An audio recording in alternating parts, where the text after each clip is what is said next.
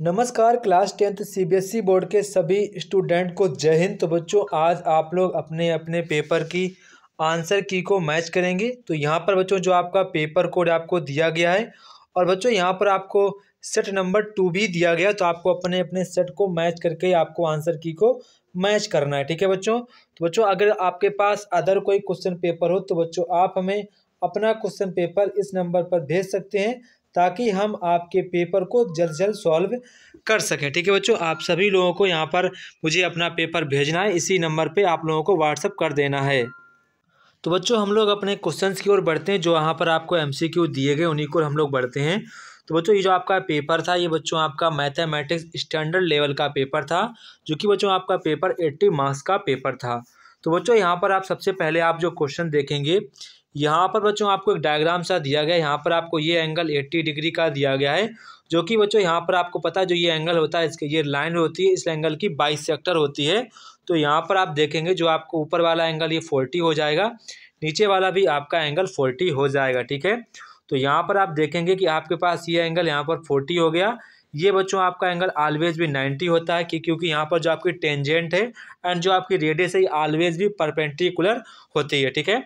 तो ये आपका 90, ये आपका 40, तो आपका ये एंगल कितना होगा, ये आपका एंगल बच्चों 50 डिग्री हो जाएगा। ठीक है। तो यहाँ पर बच्चों आपका आंसर हो जाएगा ऑप्शन नंबर बी वाला, आपका करेक्ट आंसर हो जाएगा 50 डिग्री। कितना हो जाएगा, 50 डिग्री यहाँ पर आपका आंसर हो जाएगा। ठीक है। इसके बाद यहाँ पर आप लोग क्वेश्चन नंबर 2 देखेंगे, जहाँ पर आपको इनका मीन दिया गया है। तो यहाँ पर आपसे वैल्यू एक्स की पूछी गई, मतलब कि आप अगर 2 एंड x+3 को सभी को ऐसे ऐड करेंगे तो उसका आपको जो मीन दिया गया वो आपको 7 दिया गया। तो यहाँ पर आपसे x की वैल्यू पूछी गई है। तो जो आपकी x की वैल्यू निकल के आएगी वो यहाँ पर आपकी d यानी कि आपकी 3 वैल्यू निकल के आएगी, x बराबर 3 आपकी वैल्यू यहाँ पर निकल के आएगी। ठीक है।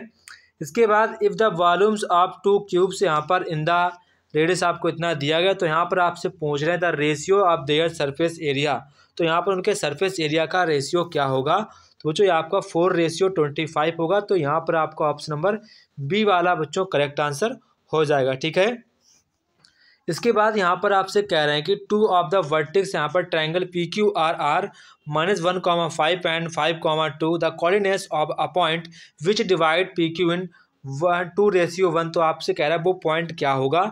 तो वो आपका पॉइंट होगा 3,3 होगा, जो लाइन को 2:1 में उसको डिवाइड करेगा। तो ये आपका बच्चों यहाँ पर ऑप्शन नंबर सी वाला करेक्ट आंसर हो जाएगा। ऑप्शन नंबर सी वाला यहाँ पर आपका करेक्ट आंसर हो जाएगा, ऑप्शन नंबर सी।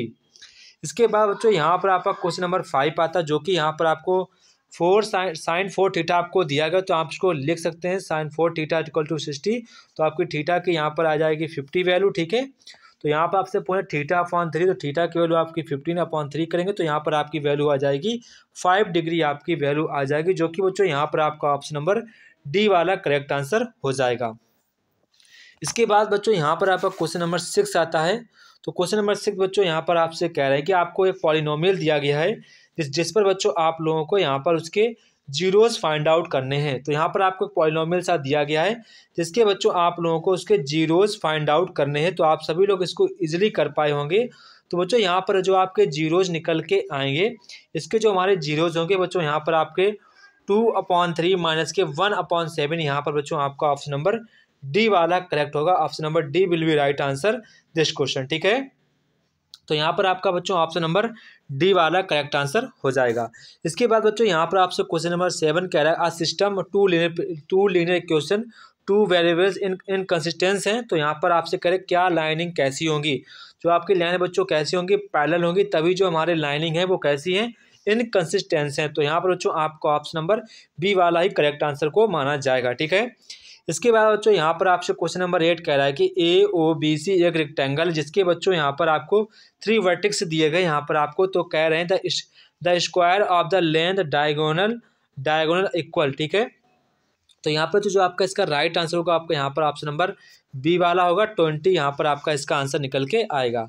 इसके बाद बच्चों यहाँ पर आप क्वेश्चन नंबर 9 देखेंगे, if x is the LCM of 4, 6 and 8 and y is the LCM of 3, 5, 7 and p is the LCM of x and y, then which of the following is true. तो यहाँ पर आपसे कह रहा है कि कौन सा आपका ट्रू होगा। तो बच्चों यहाँ पर आपका ऑप्शन नंबर ए वाला होगा, P = 35x आपका यहाँ पर ऑप्शन नंबर ए वाला करेक्ट आंसर माना जाएगा। इसके बाद क्वेश्चन नंबर 10 कह रहा है, एक आपको डाइस दिया गया जिसको यहाँ पर आपको डाइस को आपको थ्रो करना है। तो यहाँ पर क्या है, the probability of getting number is not which is not a factor of 30। जो बच्चों 36 के फैक्टर ना हो, तो बच्चों यहाँ पर आपका केवल एक ही आएगा, 36 के जो फैक्टर ना हो वो आपसे यहाँ पर पूछ रहा है। तो आपको एक डाइस को वंस टाइम आपको थ्रोन करना है। तो यहाँ पर देखेंगे फैक्टर कौन कौन से नहीं है। एक तो हमारा 2 भी है, 3 भी है, 5/30 यानी कि आपका आ जाएगा 1/6। यहाँ पर आपका ऑप्शन बच्चों यहाँ पर ऑप्शन नंबर सी वाला करेक्ट हो जाएगा। 1/6 कितना हो जाएगा, 1/6। इसके बाद बच्चों यहाँ पर आपको डायग्राम दिया गया जिसमें आपसे बच्चों यहाँ पर यक्स की वैल्यू पूछी गई है। तो यहाँ पर जो यक्स की वैल्यू निकल के आएगी वो आपके बच्चों 8 सेंटीमीटर निकल के आएगी, 8 सेंटीमीटर, ठीक है। इसके बाद बच्चों यहाँ पर आपको कंडीशंस, यहाँ पर आपको अल्फ़ा बीटा का यहाँ पर आपको इसकी वैल्यू निकालनी है, alpha plus beta plus alpha beta, इसकी आपको वैल्यू निकालनी है। तो काफ़ी आसान है। सबसे पहले बच्चों यहाँ पर आपको जो इक्वेशन दिया इससे आप लोग द सम ऑफ कॉफिशिएंट निकाल लें। तो आपका सम ऑफ कॉफिशिएंट निकल के आएगा अल्फ़ा प्लस बीटा माइनस के द कॉफिशिएंट ऑफ एक्स। तो यहाँ पर आपका ये प्लस बन जाएगा और यहाँ पर आपका नीचे 1 है, ठीक है। तो आपका ये द मल्टीप्लीकेशन ऑफ कॉफिशिएंट, तो आपका आ जाएगा द मल्टीप्लीकेशन ऑफ जीरोज़। तो आपका यहाँ पर कांस्टेंट टर्म अपॉन 1। तो आपका जो आंसर बच्चों आ जाएगा A-B। तो यहाँ पर आपका ऑप्शन नंबर सी वाला बच्चों करेक्ट आंसर हो जाएगा, ऑप्शन नंबर सी वाला। इसके बाद क्वेश्चन नंबर 13 बच्चों यहाँ पर आता है, कह रहा है कि कॉस थीटा अपॉन, तो कॉस थीटा अपॉन में आप लिखेंगे यहाँ पर आपका साइन थीटा आ जाएगा। तो sine cos upon sine theta क्या होता है बच्चों, आपका बन जाता है कॉट थीटा। तो यहाँ पर आपका ऑप्शन नंबर बच्चों ए वाला करेक्ट आंसर हो जाएगा। इसके बाद यहाँ पर बच्चों आपको एक क्वाड्रेटिक इक्वेशन दिया गया जहाँ से आपसे यहाँ पर डिस्क्रिमिनेंट की वैल्यू पूछी गई है। मुझे करना क्या बच्चों है, मुझे पता है b² - 4ac यहाँ पर आपको पता है। तो b की वैल्यू यहाँ पर बच्चों कितनी हो जाएगी, b की वैल्यू यहाँ पर आप देखेंगे a की वैल्यू यहाँ पर b² - 4ac। तो b की वैल्यू यहाँ पर हमारी a² हो जाएगी, माइनस a की वैल्यू यहाँ पर b है, c की वैल्यू यहाँ पर c है। तो यहाँ पर आपका आंसर आ जाएगा a² - 4ac। तो यहाँ पर बच्चों आपका ऑप्शन नंबर डी वाला करेक्ट आंसर हो जाएगा, ठीक है। इसके बाद यहाँ पर बच्चों आप कह रहे हैं कि एक यहाँ पर मिड पॉइंट यहाँ पर लाइन सेगमेंट का 2,6 दिया गया। तो यहाँ से a प्लस b की वैल्यू पूछी गई है। तो बच्चों बड़ा आसान है। तो आपको करना क्या है, a + 2/2 करेंगे, इक्वल टू आप g2 के लिख देंगे। तो यहाँ पर बच्चों आपको जो आंसर आ जाएगा a की वैल्यू यहाँ से आपकी 2 निकल के आ जाएगी, ठीक है। इसके बाद आप फिर से क्या करेंगे, आप यहाँ पर 4 + 2 भी करेंगे, अपॉन में 2 करेंगे, इक्वल टू यहाँ पर आप 6 लिख देंगे। तो यहाँ पर आपका मल्टीप्लाई हो जाएगा, 12 हो जाएगा, इसको करेंगे माइनस तो आपका 8 बचेगा, इसको करूँगा मैं 4 बचेगा। तो यहाँ पर आपकी b की वैल्यू जो आपकी बच्चों है यहाँ पर 12 हो जाएगा, 8 बचेगा। तो आपकी b की वैल्यू 4 आई, a की वैल्यू 2 आई। तो यहाँ पर आपसे पूछ रहे थे a + b, तो 2 + 4 कितना होता है 6। तो यहाँ पर आपका ऑप्शन नंबर ए वाला करेक्ट आंसर हो जाएगा।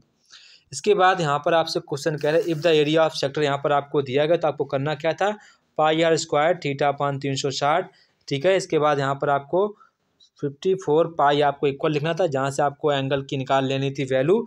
फिर आपको उसके जो एंगल बचता वहाँ से एंगल को आपको निकालना था एरिया। तो यहाँ पर बच्चों आपका ऑप्शन नंबर डी वाला करेक्ट आंसर होगा 3π cm², ठीक है।